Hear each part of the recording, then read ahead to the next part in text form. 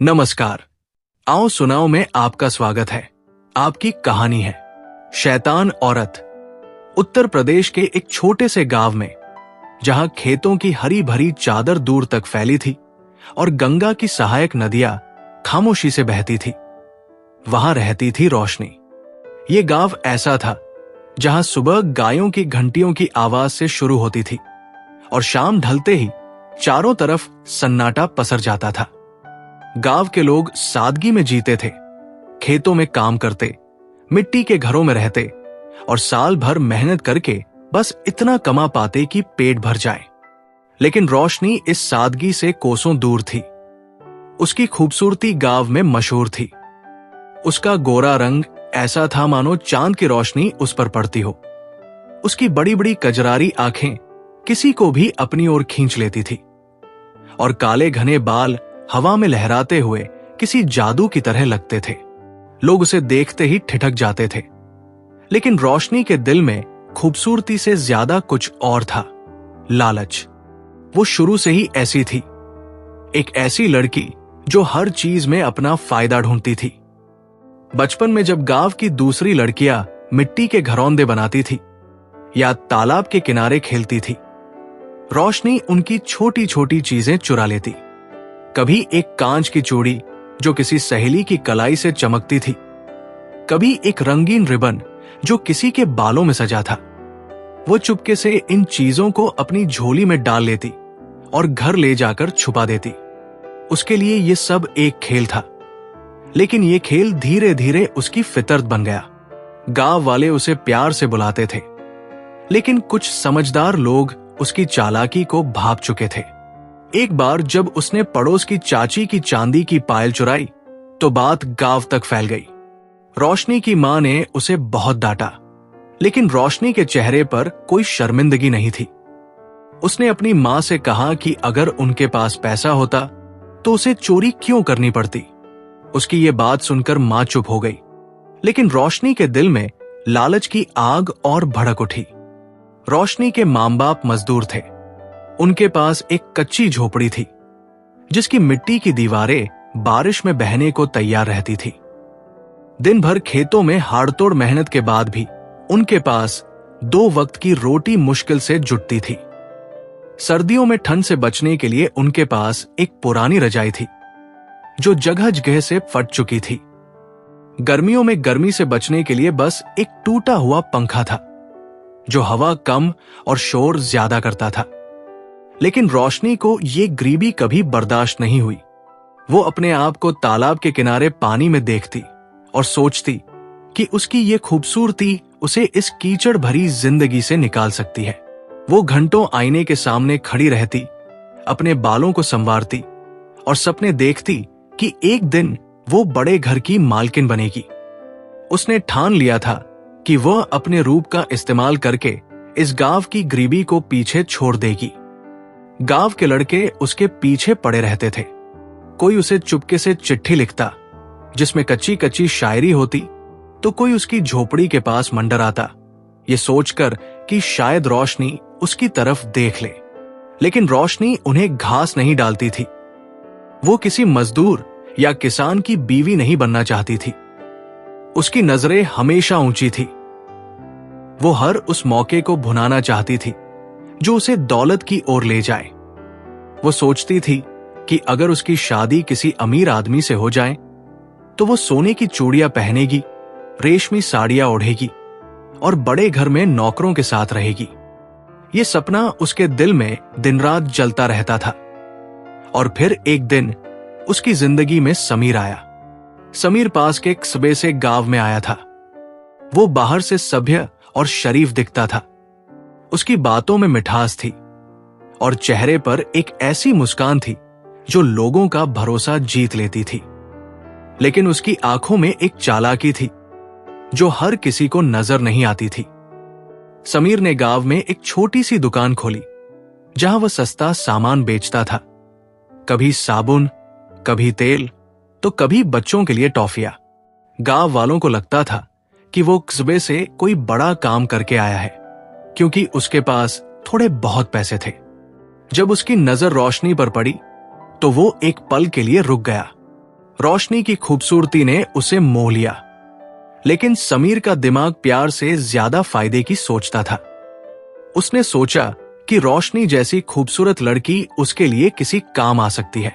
दूसरी तरफ रोशनी ने भी समीर को देखा और उसके मन में लालच जाग उठा। उसने सोचा कि यह शख्स उसकी जिंदगी बदल सकता है। समीर ने रोशनी से बात शुरू की। वो उससे दुकान पर मिलने के बहाने बातें करता। कभी उसे एक सस्ती सी चूड़ी देता तो कभी एक रंगीन दुपट्टा। रोशनी भी अपने रूप का जादू चलाती।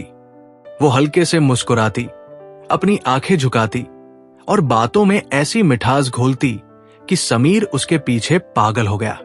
वो हर दिन दुकान पर आने लगी और समीर को लगने लगा कि रोशनी उससे प्यार करने लगी है। लेकिन रोशनी के दिल में प्यार नहीं, लालच था। वो समीर के पास सिर्फ इसलिए आती थी क्योंकि उसे लगता था कि समीर के पास कुछ ऐसा है जो उसे दौलत दे सकता है। कुछ ही दिनों में समीर ने रोशनी के सामने शादी का प्रस्ताव रख दिया।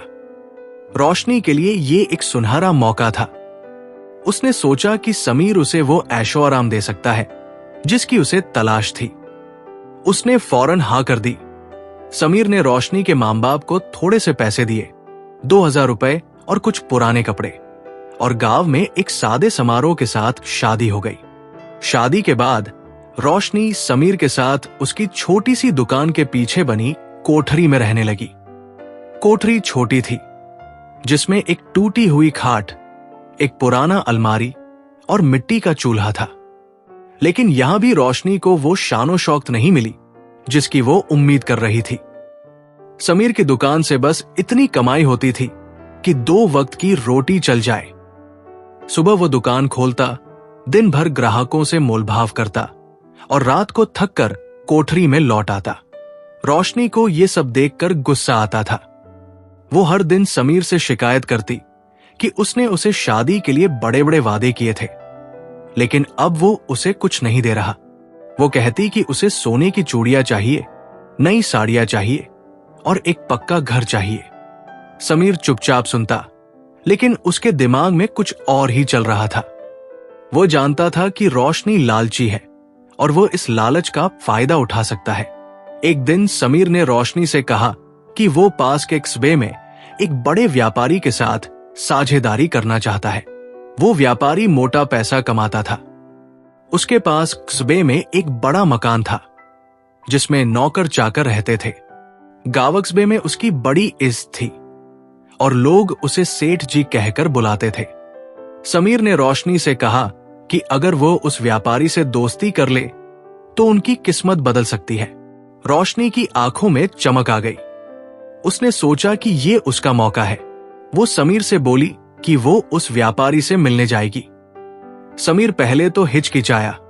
उसे लगा कि रोशनी को सेठ के पास भेजना खतरनाक हो सकता है, लेकिन रोशनी ने उसे समझाया कि वो अपनी खूबसूरती से सेठ को अपने जाल में फंसा लेगी और फिर वे दोनों अमीर बन जाएंगे। समीर को ये बात पसंद आई। उसे लगा कि रोशनी की ये चालाकी उनके लिए दौलत का रास्ता खोल सकती है। अगले दिन रोशनी ने अपनी सबसे अच्छी साड़ी पहनी। उसने अपने बालों को खुला छोड़ा, आंखों में काजल लगाया और होठों पर हल्की सी लिपस्टिक। वो सच संवर कर कस्बे की ओर चल पड़ी। जब वो सेठ के मकान पर पहुंची तो नौकर ने उसे अंदर बुलाया। सेठ एक बूढ़ा आदमी था, लेकिन उसकी आंखों में एक भूख थी। उसने रोशनी को देखा और उसकी खूबसूरती के सामने पिघल गया। रोशनी ने अपनी मधुर आवाज में बात शुरू की। उसने सेठ से कहा कि वो समीर की बीवी है और वे सेठ के साथ व्यापार करना चाहते हैं। सेठ ने हंसते हुए कहा कि वो समीर से मिलेगा, लेकिन उसकी नजरें रोशनी से हट नहीं रही थी। उसने रोशनी को फिर से आने के लिए कहा। रोशनी ने हंसते हुए हाँ कहा और घर लौट आई। कोठरी में लौटकर रोशनी ने समीर को सब बताया। उसने कहा कि सेठ उनके जाल में फंस गया है, लेकिन उसे और समय चाहिए। समीर खुश हो गया। उसने सोचा कि जल्द ही वे अमीर बन जाएंगे, लेकिन रोशनी के दिमाग में कुछ और ही चल रहा था। वो सिर्फ समीर के लिए ये सब नहीं कर रही थी, वो अपनी खुद की आजादी और दौलत चाहती थी।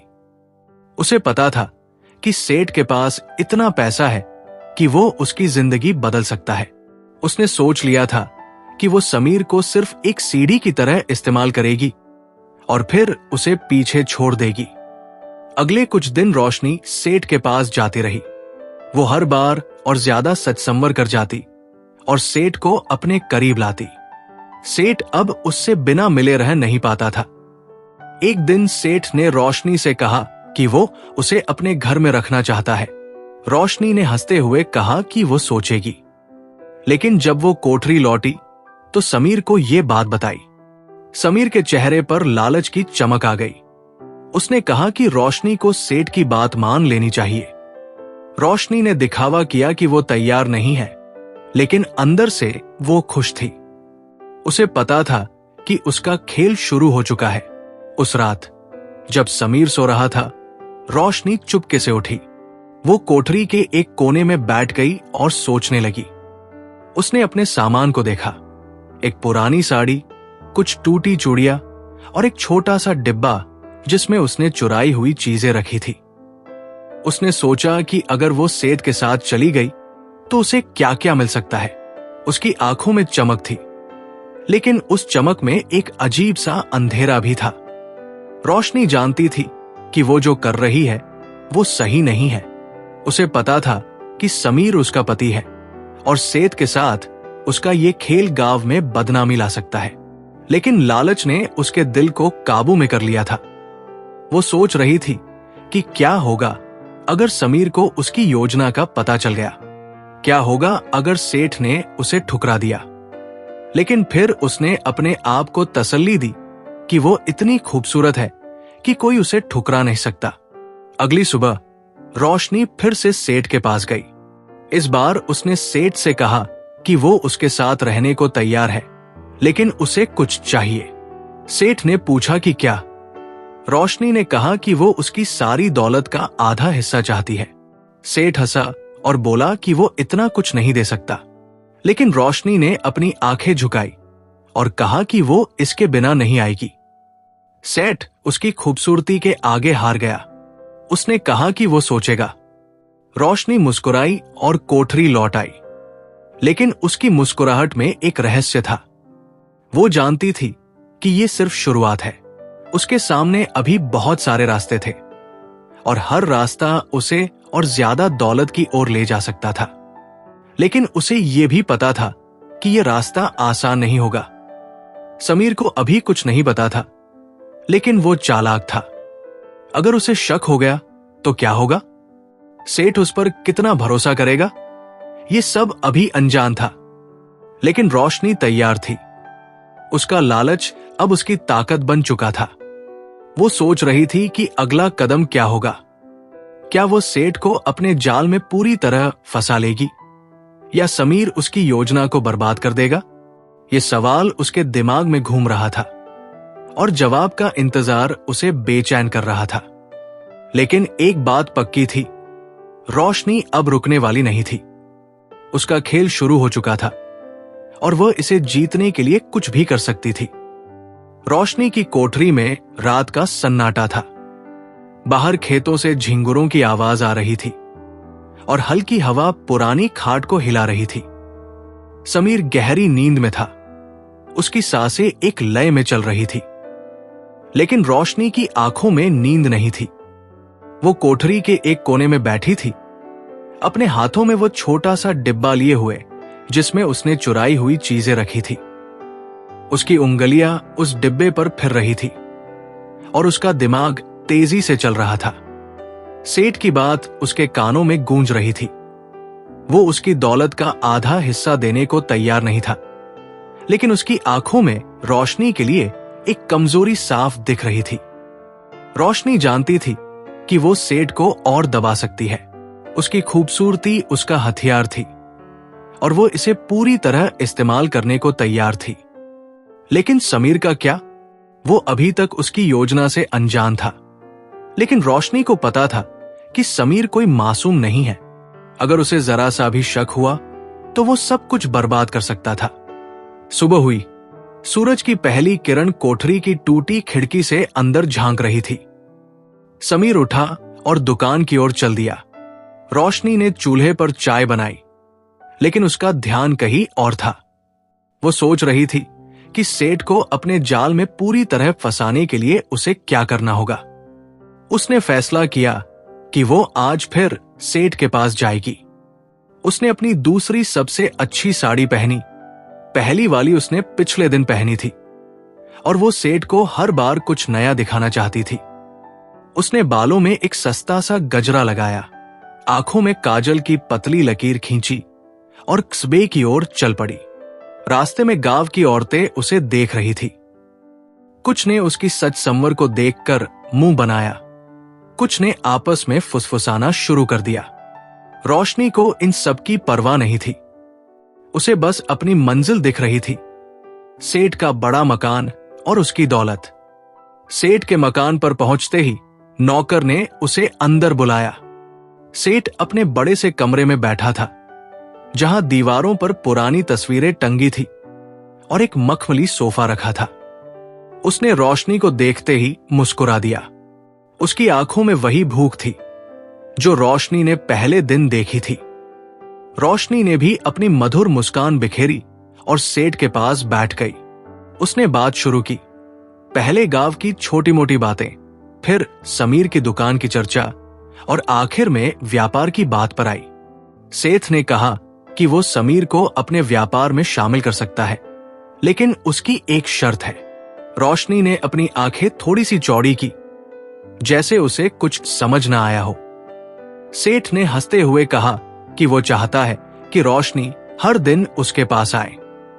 रोशनी के दिल में एक ठंडी सांस चली, लेकिन उसने अपने चेहरे पर कुछ जाहिर नहीं होने दिया। उसने कहा कि वो कोशिश करेगी, लेकिन समीर को यह बात पसंद नहीं आएगी। सेठ ने कहा कि समीर को वो खुद समझा लेगा। रोशनी कोठरी लौट आई। समीर अभी दुकान पर था। उसने चूल्हे पर रोटियां सेंकना शुरू किया, लेकिन उसका दिमाग सेठ की बात पर अटक गया था। सेठ उसे हर दिन अपने पास बुलाना चाहता था। इसका मतलब था कि वो उसकी खूबसूरती का दीवाना हो चुका है। रोशनी के लिए यह अच्छी खबर थी, लेकिन खतरा भी था। अगर वो सेठ के पास हर दिन जाने लगी तो समीर को शक हो सकता था, और गांव वाले, वे पहले ही उसकी सच संवर को लेकर कानाफूसी कर रहे थे। अगर किसी ने उसे सेठ के मकान से आते जाते देख लिया तो बात पूरे गांव में फैल जाएगी। रोशनी ने सोचा कि उसे सावधानी से चलना होगा। उसने फैसला किया कि वो समीर को सेठ की इस शर्त के बारे में बताएगी, लेकिन थोड़ा घुमा फिरा कर। शाम को समीर दुकान से लौटा। उसकी कमीज पसीने से भीगी थी और चेहरा थकान से भरा था। रोशनी ने उसे चाय दी और बात शुरू की। उसने कहा कि सेठ ने समीर को अपने व्यापार में शामिल करने का वादा किया है, लेकिन वो चाहता है कि रोशनी हर दिन उसके पास जाए ताकि व्यापार की बातें ठीक से हो सके। समीर की भौहें सिकुड़ गई। उसने चाय का घूंट लिया और रोशनी की ओर देखा। उसकी आंखों में शक की एक चिंगारी थी, लेकिन उसने कुछ कहा नहीं। फिर उसने पूछा कि सेठ ऐसा क्यों चाहता है। रोशनी ने हंसते हुए कहा कि सेठ को उसकी बातें अच्छी लगती हैं और वो चाहता है कि रोशनी समीर की तरफ से सारी बातें संभाले। समीर चुप रहा। उसके दिमाग में कुछ चल रहा था, लेकिन उसने अपनी जुबान पर ताला लगा रखा था। आखिर में उसने कहा कि ठीक है, रोशनी जा सकती है, लेकिन उसे सावधान रहना होगा। अगले दिन से रोशनी का सेठ के मकान पर आना जाना शुरू हो गया। वो हर सुबह सच संवर कर निकलती और शाम को लौट आती। सेठ उससे घंटों बातें करता। कभी वो अपने पुराने दिनों की कहानियां सुनाता, कभी अपने व्यापार की बातें करता, लेकिन उसकी नजरें हमेशा रोशनी पर टिकी रहती थी। रोशनी भी उसे अपनी बातों में उलझाए रखती। वो हंसती, उसकी तारीफ करती और धीरे धीरे उसके दिल में अपनी जगह बनाती। सेठ अब उससे बिना मिले रह नहीं पाता था। एक दिन उसने रोशनी से कहा कि वह उसे अपने घर में रखना चाहता है, हमेशा के लिए। रोशनी का दिल धड़क उठा। उसने सेठ की आंखों में देखा और कहा कि वो इसके बारे में सोचेगी। लेकिन सेठ ने कहा कि वो अब और इंतजार नहीं कर सकता। उसने रोशनी के हाथ में एक सोने की चूड़ी थमा दी और कहा कि ये सिर्फ शुरुआत है। रोशनी की आंखें उस चूड़ी को देखकर चमक उठीं। उसने उसे अपनी कलाई में पहन लिया और सेठ को धन्यवाद कहा। कोठरी लौटकर रोशनी ने समीर को वो चूड़ी दिखाई। उसने कहा कि सेठ ने ये उसे तोहफे में दिया है और जल्द ही वो समीर को अपने व्यापार में शामिल कर लेगा। समीर ने चूड़ी को हाथ में लिया और उसे गौर से देखा। उसकी आंखों में एक अजीब सी चमक थी। उसने कहा कि ये तो बहुत कीमती है। रोशनी ने हंसते हुए कहा कि सेठ के पास ऐसी चीजों की कमी नहीं है। समीर ने चूड़ी को वापस रोशनी को दे दिया और चुपचाप खाट पर बैठ गया। लेकिन उसकी चुप्पी में कुछ था। रोशनी को लगा कि समीर को शक हो रहा है। उसने सोचा कि उसे समीर को और भरोसा दिलाना होगा। उसने समीर से कहा कि सेठ ने वादा किया है कि वो उन्हें एक बड़ा मकान देगा और समीर को अपने व्यापार का हिस्सेदार बनाएगा। समीर ने हल्के से सिर हिलाया, लेकिन उसकी आंखों में शक की चिंगारी अब भी जल रही थी। अगले कुछ दिन और बीत गए। रोशनी का सेठ के मकान पर आना जाना जारी रहा। सेठ अब उस पर पूरी तरह फिदा हो चुका था। वो उसे हर बार कोई न कोई तोहफा देता, कभी चांदी की पायल, कभी रेशमी साड़ी। रोशनी इन सबको कोठरी में लाती और समीर को दिखाती। वो कहती कि ये सब समीर के लिए है ताकि वो सेठ पर भरोसा करे। लेकिन समीर की चुप्पी गहरी होती जा रही थी। एक रात जब रोशनी सो रही थी, समीर चुपके से उठा। उसने रोशनी के सामान को टटोला और सेठ के दिए हुए तोहफों को देखा। उसका दिमाग तेजी से चल रहा था।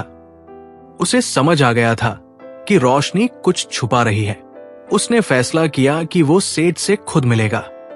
अगली सुबह समीर ने रोशनी से कहा कि वो आज उसके साथ सेठ के पास जाएगा। रोशनी का चेहरा पीला पड़ गया। उसने कहा कि सेठ अभी समीर से मिलना नहीं चाहता, लेकिन समीर ने उसकी बात नहीं मानी। वो बोला कि वो सेठ से व्यापार की बात करना चाहता है। रोशनी के पास कोई बहाना नहीं था। वो समीर के साथ कस्बे की ओर चल पड़ी। रास्ते में उसका दिल तेजी से धड़क रहा था। उसे डर था कि अगर समीर और सेठ आमने सामने आए तो उसकी सारी योजना बर्बाद हो सकती है। सेठ के मकान पर पहुंचते ही समीर ने दरवाजा खटखटाया। नौकर ने उन्हें अंदर बुलाया। सेठ सोफे पर बैठा था। उसने समीर को देखा और हल्के से मुस्कुराया। फिर उसकी नजर रोशनी पर गई और उसकी मुस्कान गहरी हो गई। सेठ ने समीर से कहा कि वह उसे अपने व्यापार में शामिल कर सकता है, लेकिन उसकी एक शर्त है। समीर ने पूछा कि क्या शर्त? सेठ ने रोशनी की ओर देखा और कहा कि वो चाहता है कि रोशनी उसके साथ रहे। समीर का चेहरा सख्त हो गया। उसने रोशनी की ओर देखा और उसकी आंखों में गुस्सा और शक साफ दिख रहा था। रोशनी ने अपनी नजरें झुका ली। उसे समझ नहीं आ रहा था कि वो क्या कहे। सेठ ने आगे कहा कि वो समीर को इतना पैसा देगा कि वो गांव का सबसे अमीर आदमी बन जाएगा। समीर चुप रहा। उसके दिमाग में तूफान चल रहा था। वो समझ गया था कि रोशनी और सेठ के बीच कुछ चल रहा है, लेकिन सेठ के पैसे का लालच उसे भी लुभा रहा था। उसने कहा कि वो सोचेगा। कोठरी लौटते वक्त समीर और रोशनी के बीच खामोशी थी। रास्ते में हवा तेज हो गई थी और खेतों से धूल उड़ रही थी। रोशनी को लग रहा था कि समीर अब उस पर भरोसा नहीं करता। उसे डर था कि समीर उसकी योजना को बर्बाद कर देगा। लेकिन समीर के दिमाग में कुछ और ही चल रहा था।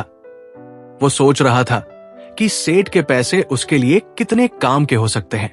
उसने फैसला किया कि वो रोशनी को सेठ के पास भेजेगा, लेकिन उसकी हर हरकत पर नजर रखेगा। उस रात जब रोशनी सो रही थी, समीर चुपके से उठा और कोठरी के बाहर बैठ गया। उसने एक सिगरेट जलाई और धुएं के छल्ले उड़ाते हुए सोचने लगा। उसे पता था कि रोशनी उसे धोखा दे रही है, लेकिन वो ये भी जानता था कि सेठ की दौलत उसके लिए सब कुछ बदल सकती है। अगली सुबह रोशनी फिर सेठ के पास गई। उसने सेठ से कहा कि समीर उसकी शर्त मानने को तैयार है। सेठ खुश हो गया। उसने रोशनी को एक सोने का हार दिया और कहा कि वो जल्द ही उसे अपने घर ले आएगा। रोशनी ने हार को हाथ में लिया और उसकी चमक को देखती रही। उसका दिल तेजी से धड़क रहा था। उसे लग रहा था कि उसकी मंजिल अब करीब है, लेकिन उसे ये नहीं पता था कि समीर उसकी हर चाल को देख रहा था।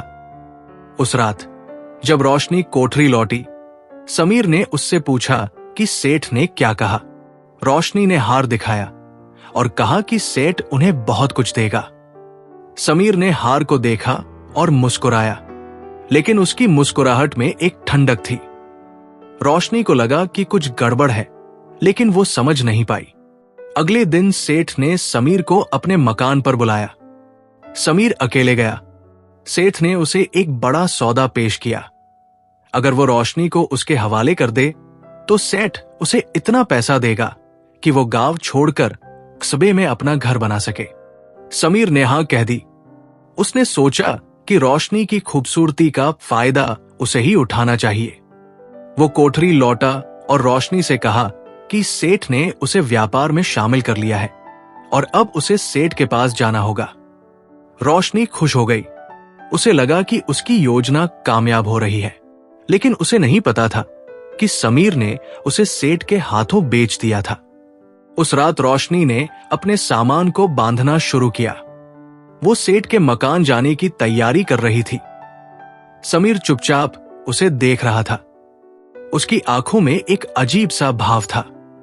रोशनी को लगा कि सब कुछ ठीक है, लेकिन हवा में कुछ ऐसा था जो उसे बेचैन कर रहा था। क्या समीर उसकी योजना को समझ गया था? क्या सेठ उसे सचमुच अपनी दौलत देगा?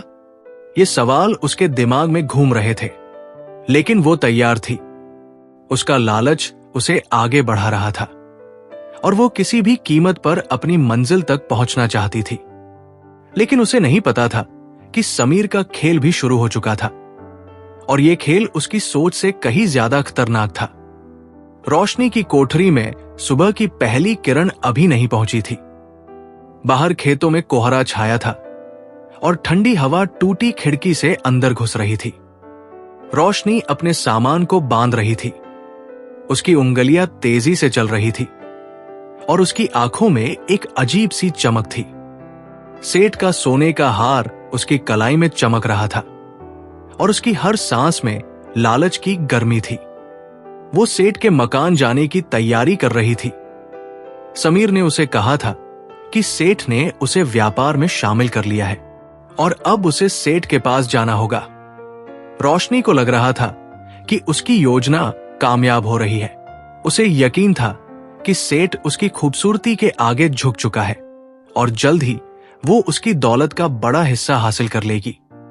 लेकिन उसे नहीं पता था कि समीर की चुप्पी के पीछे एक गहरा खेल छुपा था। समीर कोठरी के बाहर बैठा था। उसने एक बीड़ी जलाई और धुएं के छल्ले हवा में उड़ाने लगा। उसकी आंखें कोहरे में खोई हुई थी, लेकिन उसका दिमाग तेजी से चल रहा था। उसे पता था कि रोशनी उसे धोखा दे रही है। सेठ के तोहफों को देखकर, उसकी बातों को सुनकर और उसकी हरकतों को गौर से परखकर वो समझ गया था कि रोशनी का मकसद सिर्फ उसकी बेहतरी नहीं है। लेकिन समीर भी कोई साधारण इंसान नहीं था। उसने सेठ के साथ सौदा कर लिया था, रोशनी को उसके हवाले करने के बदले में मोटी रकम। समीर को लग रहा था कि वह इस खेल का विजेता होगा। वो रोशनी की खूबसूरती का फायदा उठाएगा, सेठ से पैसा लेगा और फिर गांव छोड़कर कस्बे में अपनी नई जिंदगी शुरू करेगा। लेकिन उसे नहीं पता था कि रोशनी की चालाकी उसकी सोच से कहीं आगे थी। रोशनी ने अपना सामान बांध लिया। उसने एक पुरानी साड़ी में अपने सारे तोहफे लपेटे, सोने की चूड़ी, चांदी की पायल और वो सोने का हार जो सेठ ने उसे दिया था। उसने एक आखिरी बार कोठरी को देखा। यहां की टूटी खाट, मिट्टी का चूल्हा और समीर की पुरानी कमीज उसे अब किसी बुरे सपने की तरह लग रहे थे।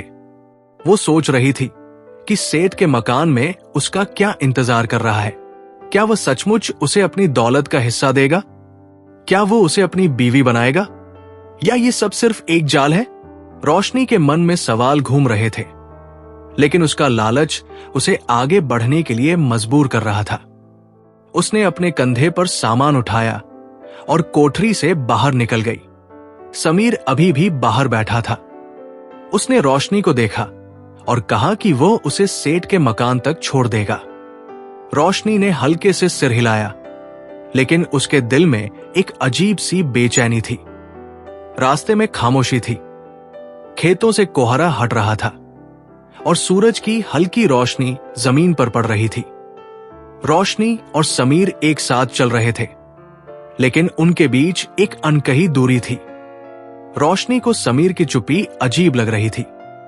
वो सोच रही थी कि क्या समीर को उसकी योजना का पता चल गया है? क्या वो सेठ के साथ उसकी बातचीत को समझ गया है? लेकिन समीर कुछ बोल नहीं रहा था। उसकी आंखें आगे की ओर टिकी थी और चेहरा सख्त था। सेठ का मकान करीब आ गया। उसका बड़ा दरवाजा, ऊंची दीवारें और नौकरों की हलचल रोशनी को अपनी ओर खींच रही थी। समीर ने दरवाजे पर रुककर कहा कि वो अंदर नहीं आएगा। उसने रोशनी से कहा कि वो सेठ से मिले और जल्दी लौट आए। रोशनी ने सिर हिलाया और अंदर चली गई। सेठ अपने बड़े कमरे में बैठा था। उसने रोशनी को देखते ही मुस्कुरा दिया। उसकी आंखों में वही भूख थी, लेकिन आज उसमें कुछ और भी था, एक विजेता की चमक। उसने रोशनी को अपने पास बुलाया और कहा कि वो बहुत खुश है कि रोशनी आखिरकार उसके पास आ गई। रोशनी ने अपने सामान को एक कोने में रखा और सेठ के सामने बैठ गई। उसने कहा कि वो समीर की मर्जी से आई है और अब सेठ को अपना वादा पूरा करना होगा। सेठ ने हंसते हुए कहा कि वो अपना वादा जरूर पूरा करेगा। उसने एक नौकर को बुलाया और उसे कुछ लाने को कहा। नौकर थोड़ी देर बाद एक लकड़ी का संदूक लेकर आया। सेठ ने संदूक खोला। उसमें सोने के सिक्के, चांदी के गहने और नोटों की गड्डियां थी। रोशनी की आंखें चमक उठीं। उसने कभी इतनी दौलत एक साथ नहीं देखी थी। सेठ ने कहा कि यह सब रोशनी के लिए है, लेकिन उसे हमेशा उसके साथ रहना होगा। रोशनी का दिल तेजी से धड़क रहा था। उसने सेठ की ओर देखा और कहा कि वो तैयार है। सेठ ने मुस्कुराते हुए कहा कि वो आज रात से ही उसके साथ रहेगी। उसने नौकर को बुलाया और कहा कि रोशनी के लिए एक कमरा तैयार करे। रोशनी को लगा कि उसकी मंजिल अब उसके हाथ में है। उसने सोचा कि वो सेठ की दौलत हासिल कर लेगी और फिर किसी तरह समीर से पीछा छुड़ा लेगी। लेकिन उसे नहीं पता था कि सेठ और समीर का खेल उसकी सोच से कहीं आगे था। सेठ ने रोशनी को अपने पास बिठाया और उससे बातें करने लगा। उसने कहा कि वो उसे अपनी बीवी बनाना चाहता है, लेकिन पहले उसे समीर से तलाक लेना होगा। रोशनी चौंक गई। उसने कहा कि ये इतना आसान नहीं होगा। सेठ ने हंसते हुए कहा कि वो सब संभाल लेगा। उसने रोशनी को एक गिलास शरबत दिया और कहा कि वो आराम करे। रोशनी ने शरबत पिया और सोफे पर बैठ गई, लेकिन थोड़ी देर बाद उसे चक्कर आने लगे। उसकी आंखें भारी होने लगी और उसका शरीर ढीला पड़ गया। उसे समझ आ गया कि शरबत में कुछ मिला हुआ था। वो सेठ की ओर देखना चाहती थी, लेकिन उसकी नजरें धुंधली हो गई। सेठ ने मुस्कुराते हुए कहा कि वो परेशान न हो, ये बस उसे आराम देने के लिए था। रोशनी बेहोश हो गई। जब उसकी आंखें खुली तो वो एक छोटे से कमरे में थी। कमरे की दीवारें मिट्टी की थी और एक छोटी सी खिड़की से हल्की रोशनी आ रही थी। उसका सामान गायब था और सेठ का सोने का हार उसकी कलाई से गायब था। रोशनी का दिल डूब गया। उसे समझ आ गया कि वो किसी जाल में फंस गई है। उसने दरवाजा खटखटाया, लेकिन कोई जवाब नहीं आया। बाहर से ताला लगा हुआ था। रोशनी घबरा गई। उसने खिड़की से बाहर झांका। वो सेठ के मकान में नहीं थी। ये कोई पुरानी कोठरी थी जो कस्बे से दूर खेतों के बीच बनी थी। उसे समझ नहीं आ रहा था कि वो यहां कैसे पहुंची। उसने अपने दिमाग पर जोर डाला। उसे याद आया कि सेठ ने उसे शरबत दिया था और फिर सब धुंधला हो गया था। क्या सेठ ने उसे धोखा दिया था या ये समीर की चाल थी? रोशनी का दिमाग तेजी से चल रहा था। उसे लगा कि शायद सेठ और समीर ने मिलकर उसे ठगा है। उसने अपने चारों तरफ देखा। कमरे में कुछ भी नहीं था सिवाय एक पुरानी चटाई और एक टूटे घड़े के। कुछ देर बाद बाहर से कदमों की आहट आई। दरवाजा खुला और सेठ अंदर आया। उसके चेहरे पर एक ठंडी मुस्कान थी। उसने कहा कि रोशनी को परेशान होने की जरूरत नहीं है, वो सुरक्षित है, लेकिन अब वो उसकी है। रोशनी ने गुस्से से पूछा कि उसका सामान कहाँ है। सेठ ने कहा कि वो सब अब उसकी अमानत है। उसने बताया कि समीर ने उसे सेठ के हाथों बेच दिया था और बदले में मोटी रकम ले ली थी। रोशनी का चेहरा पीला पड़ गया। उसे यकीन नहीं हो रहा था कि समीर ने ऐसा किया। सेठ ने आगे कहा कि वो रोशनी को अपने पास रखेगा, लेकिन उसे अब गांव की दुनिया से कोई मतलब नहीं होगा। रोशनी के पैरों तले जमीन खिसक गई। उसने सोचा था कि वो सेठ को अपने जाल में फंसाएगी, लेकिन अब वो खुद फंस चुकी थी। सेठ चला गया और दरवाजा फिर से बंद हो गया। रोशनी अकेली रह गई। उसका दिमाग तेजी से चल रहा था। उसे समझ आ गया था कि समीर और सेठ ने मिलकर उसे बेवकूफ बनाया है। समीर ने उसकी खूबसूरती का फायदा उठाया और सेठ ने उसकी लालच का। लेकिन रोशनी हार मानने वाली नहीं थी। उसने सोचा कि वो इस जाल से निकल सकती है। उसने कमरे को गौर से देखा। खिड़की छोटी थी, लेकिन शायद वो उससे बाहर निकल सके। उसने चटाई को हटाया और जमीन को टटोला। वहां एक पुराना लोहे का टुकड़ा पड़ा था। रोशनी ने उसे उठाया और खिड़की के पास गई। उसने लोहे से खिड़की की सलाखों को खुरचना शुरू किया। उसकी उंगलियां छिल गई, लेकिन वो रुकी नहीं। उसे पता था कि अगर वो यहां से नहीं निकली तो उसकी जिंदगी खत्म हो जाएगी। कई घंटों की मेहनत के बाद एक सलाख ढीली हो गई। रोशनी ने उसे पूरी ताकत से खींचा और वह टूट गई। खिड़की अब इतनी बड़ी हो गई थी कि वो उससे बाहर निकल सके। बाहर अंधेरा था और खेतों में सन्नाटा पसरा था। रोशनी ने खिड़की से छलांग लगाई और जमीन पर गिरी। उसका घुटना छिल गया, लेकिन वो उठी और भागने लगी। उसे नहीं पता था कि वो कहां जा रही है, लेकिन वो सेठ और समीर से दूर जाना चाहती थी। खेतों के बीच से गुजरते हुए उसकी सांसें फूल रही थी। उसे डर था कि सेठ के नौकर उसे ढूंढने आएंगे, लेकिन उसका लालच अब भी जिंदा था। उसने सोचा कि वो सेठ की दौलत को नहीं छोड़ेगी। वो किसी तरह वापस आएगी और अपना बदला लेगी। रोशनी भागती रही। रात गहरी हो गई थी और कोहरा फिर से छा गया था। उसे दूर से एक गांव की रोशनी दिखी। वो उसी ओर बढ़ने लगी। उसे नहीं पता था कि वो कहां पहुंच रही है, लेकिन वो रुकना नहीं चाहती थी। उसका दिमाग बदले की आग से भरा था। उसे समीर की चालाकी और सेठ का धोखा याद आ रहा था। उसने सोचा कि वह दोनों को सबक सिखाएगी, लेकिन अभी उसे खुद को बचाना था। वो उस गांव की ओर बढ़ती रही जहां उसे शायद कोई मदद मिल सके। लेकिन क्या वह सचमुच आजाद हो पाएगी या ये सिर्फ एक और जाल की शुरुआत थी? ये सवाल उसके दिमाग में घूम रहा था और जवाब का इंतजार उसे और बेचैन कर रहा था। उधर समीर कोठरी में अकेला बैठा था। सेठ ने उसे मोटी रकम दे दी थी और वो अब गांव छोड़ने की तैयारी कर रहा था। उसे लग रहा था कि वह इस खेल का विजेता है, लेकिन उसे नहीं पता था कि रोशनी उस कोठरी से निकल चुकी है। सेठ को भी अभी तक इसकी खबर नहीं थी। दोनों को लग रहा था कि रोशनी उनके जाल में फंस गई है, लेकिन रोशनी का लालच और उसकी चालाकी अभी खत्म नहीं हुई थी।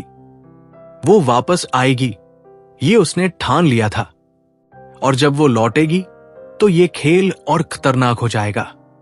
क्या समीर और सेठ उसकी चाल को समझ पाएंगे या रोशनी अपनी मंजिल तक पहुंच जाएगी? ये अभी अनजान था, लेकिन हवा में एक तूफान की आहट थी। रोशनी खेतों के बीच भाग रही थी। रात का अंधेरा गहरा था और कोहरा इतना घना कि कुछ कदम आगे का रास्ता भी दिखाई नहीं दे रहा था। उसकी सांसें फूल रही थी और पैरों में ठंडी मिट्टी चिपक रही थी। उसकी साड़ी जगह जगह से फट चुकी थी और घुटने से खून रिस रहा था, जहां वो खिड़की से कूदते वक्त घायल हो गई थी। लेकिन रोशनी रुकना नहीं चाहती थी। सेठ की कोठरी से निकलने के बाद उसका दिमाग बदले की आग से भरा था। उसे समीर का धोखा याद आ रहा था। उसने उसे सेठ के हाथों बेच दिया था और सेठ का जाल, उसने उसे शरबत में नशा देकर बेहोश कर दिया था। रोशनी का लालच अब भी जिंदा था, लेकिन अब उसमें एक नई ताकत मिल गई थी, बदला। वो सोच रही थी कि वो सेठ की दौलत भी लेगी और समीर को सबक भी सिखाएगी। दूर से एक गांव की हल्की रोशनी दिखाई दी। रोशनी उसी ओर बढ़ने लगी।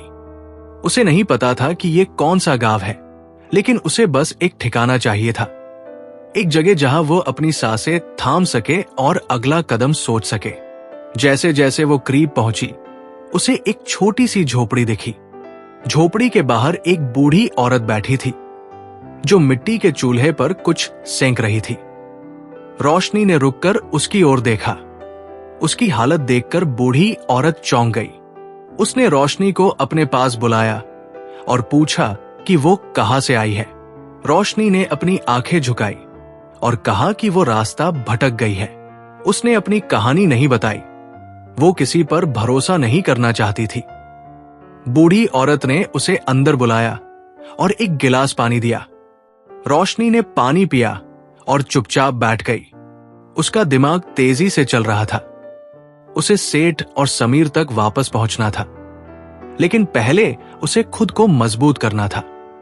बूढ़ी औरत ने रोशनी को रात वहीं रुकने को कहा। रोशनी ने हाँ कर दी। उसने सोचा कि एक रात की शांति उसे अपनी योजना बनाने का मौका देगी। झोपड़ी में एक पुरानी चटाई थी, जिस पर वो लेट गई, लेकिन नींद उसकी आंखों से कोसों दूर थी। वो सोच रही थी कि सेठ और समीर अब तक क्या कर रहे होंगे। क्या उन्हें पता चल गया है कि वो कोठरी से भाग गई है? क्या वे उसे ढूंढ रहे हैं? रोशनी को लग रहा था कि सेठ के नौकर जल्द ही उसकी तलाश शुरू करेंगे। उसे जल्दी कुछ करना होगा। उसने फैसला किया कि वो सुबह होते ही कस्बे की ओर लौटेगी, लेकिन इस बार वो अकेली नहीं होगी। उसे कोई ऐसा चाहिए था जो उसकी मदद कर सके। उसकी नजर बूढ़ी औरत पर गई। वो सोच रही थी कि क्या ये औरत उसके किसी काम आ सकती है।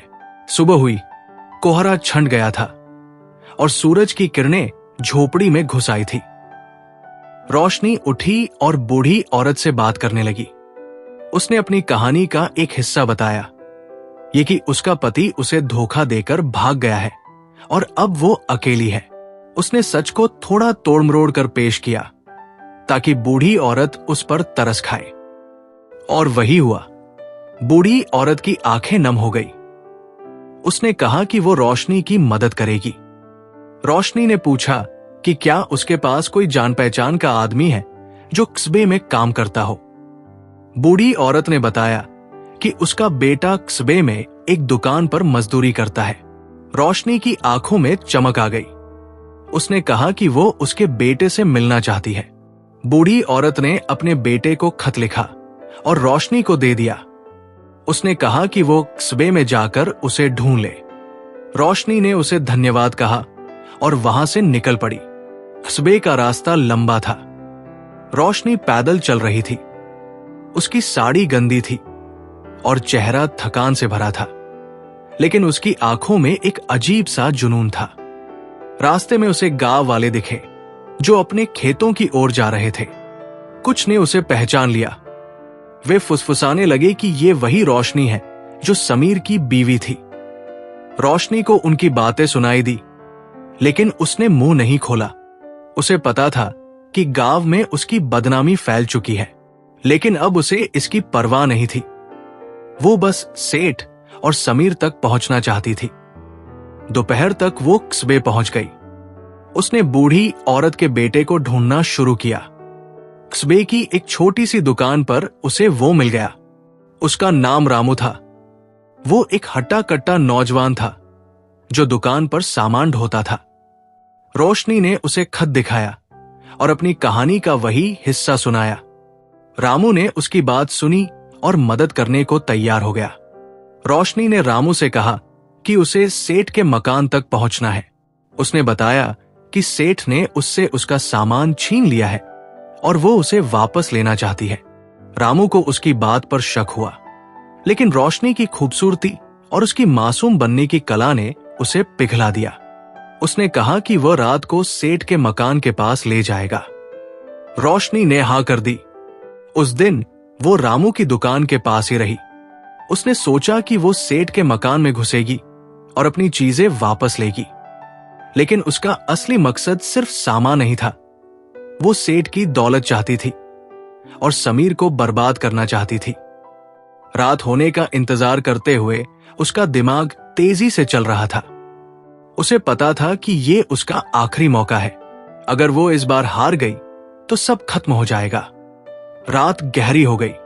कस्बे की गलियां सुनसान थी। रामू रोशनी को लेकर सेठ के मकान की ओर चला। मकान की ऊंची दीवारें अंधेरे में और डरावनी लग रही थी। रोशनी ने रामू से कहा कि वो बाहर इंतजार करे और अगर कुछ गड़बड़ हो तो उसे बचाने आए। रामू ने सिर हिलाया। रोशनी चुपके से मकान की दीवार के पास गई। उसने देखा कि एक छोटा सा दरवाजा खुला था, शायद नौकरों के आने जाने के लिए। वो अंदर घुस गई। मकान के अंदर सन्नाटा था। सेठ का बड़ा कमरा खाली था। रोशनी ने चारों तरफ नजर दौड़ाई। उसे वो लकड़ी का संदूक दिखा जिसमें सेठ ने अपनी दौलत दिखाई थी। उसने संदूक खोला। वो खाली था। रोशनी का दिल डूब गया। उसे समझ आ गया कि सेठ ने सब कुछ कही और छुपा दिया है। तभी उसे पीछे से कदमों की आहट सुनाई दी। वो मुड़ी तो सेठ सामने खड़ा था। उसकी आंखों में गुस्सा था। उसने कहा कि उसे पता था कि रोशनी भाग जाएगी, इसलिए उसने अपनी दौलत को सुरक्षित जगह रख दिया था। उसने नौकरों को बुलाने के लिए आवाज लगाई। रोशनी घबरा गई। उसने सेठ की ओर देखा और अपनी मधुर आवाज में कहा कि वो सिर्फ अपनी चीजें लेने आई है। सेठ हंसा और बोला कि वो अब कहीं नहीं जाएगी। नौकर कमरे में घुस आए। रोशनी ने भागने की कोशिश की, लेकिन नौकरों ने उसे पकड़ लिया। सेठ ने कहा कि वो उसे फिर से कोठरी में बंद कर देगा। रोशनी का दिमाग तेजी से चल रहा था। उसे याद आया कि रामू बाहर है। उसने जोर से चिल्लाया। सेठ चौंक गया। तभी रामू अंदर दौड़ा आया। उसने नौकरों को धक्का दिया और रोशनी को छुड़ा लिया। दोनों भागने लगे। सेठ के नौकर उनके पीछे पड़े। रोशनी और रामू कस्बे की गलियों में भाग रहे थे। अंधेरे में कुछ दिखाई नहीं दे रहा था। रोशनी को लग रहा था कि वो पकड़ी जाएगी, लेकिन रामू ने उसे एक छोटी सी गली में खींच लिया। वे दोनों एक पुराने मकान के पीछे छुप गए। नौकर आगे निकल गए। रोशनी की सांसें थम गई। उसने रामू को धन्यवाद कहा। रामू ने पूछा कि अब क्या करना है। रोशनी ने कहा कि उसे समीर को ढूंढना है। वो जानती थी कि समीर सेठ से पैसा लेकर गांव में ही कहीं होगा। रामू ने कहा कि वो उसकी मदद करेगा। दोनों गांव की ओर चल पड़े। सुबह तक वे गांव पहुंच गए। रोशनी को पता था कि समीर अपनी कोठरी में होगा। वो रामू को लेकर कोठरी के पास गई। दरवाजा खुला था। अंदर समीर बैठा था। उसके सामने एक थैला रखा था जिसमें सेठ का दिया हुआ पैसा था। समीर ने रोशनी को देखते ही चौंक कर खड़े हो गया। उसने पूछा कि वो यहां कैसे पहुंची। रोशनी ने ठंडे लहजे में कहा कि उसने उसे धोखा दिया, लेकिन अब उसकी बारी है। समीर हंसा और बोला कि वो कुछ नहीं कर सकती। तभी रामू अंदर घुसा। उसने समीर को पकड़ लिया। रोशनी ने थैला उठाया और उसमें से पैसे निकालने लगी। समीर चिल्लाया, लेकिन रामू ने उसे चुप करा दिया। रोशनी ने सारा पैसा अपने पास रख लिया। उसने समीर की ओर देखा और कहा कि ये उसकी सजा है। रोशनी और रामू कोठरी से निकल गए। रोशनी ने रामू को कुछ पैसे दिए और कहा कि वो अब आजाद है। रामू ने पैसे लिए और अपने रास्ते चला गया। रोशनी अकेली रह गई। उसके पास सेठ का पैसा था, लेकिन उसकी जीत अधूरी थी। उसे पता था कि सेठ उसे ढूंढेगा। उसने फैसला किया कि वो गांव छोड़ देगी। वो कस्बे की ओर बढ़ने लगी। रास्ते में उसे एक पुराना तालाब दिखा। उसने तालाब के किनारे रुककर पानी में अपना चेहरा देखा। उसकी खूबसूरती अभी भी वैसी ही थी, लेकिन उसकी आंखों में अब एक ठंडक थी। वो सोच रही थी कि उसने क्या खोया और क्या पाया। उसका लालच उसे यहां तक ले आया था, लेकिन बदले की आग ने उसे जला भी दिया था। उधर सेठ को पता चल गया कि रोशनी फिर से भाग गई है। उसने अपने नौकरों को गांव भेजा, लेकिन रोशनी तब तक गायब हो चुकी थी। समीर कोठरी में अकेला रह गया। उसके पास न पैसा था, न रोशनी। उसे समझ आ गया था कि उसकी चालाकी उसी पर भारी पड़ गई। सेठ भी हारा हुआ महसूस कर रहा था। उसकी दौलत का एक हिस्सा गायब था और रोशनी उसके हाथ से निकल गई थी। गांव में लोग फुसफुसा रहे थे कि रोशनी एक शैतान औरत थी जिसने अपनी खूबसूरती से सबको बर्बाद कर दिया। लेकिन रोशनी अब कहीं दूर थी। उसने एक नए शहर में अपनी नई जिंदगी शुरू की। उसके पास पैसा था, लेकिन उसकी आत्मा खाली थी। कहानी यही खत्म नहीं होती। रोशनी की लालच और उसकी चालाकी उसे हमेशा आगे ले जाती थी। वो जहां भी जाती अपने लिए एक नया जाल बुनती।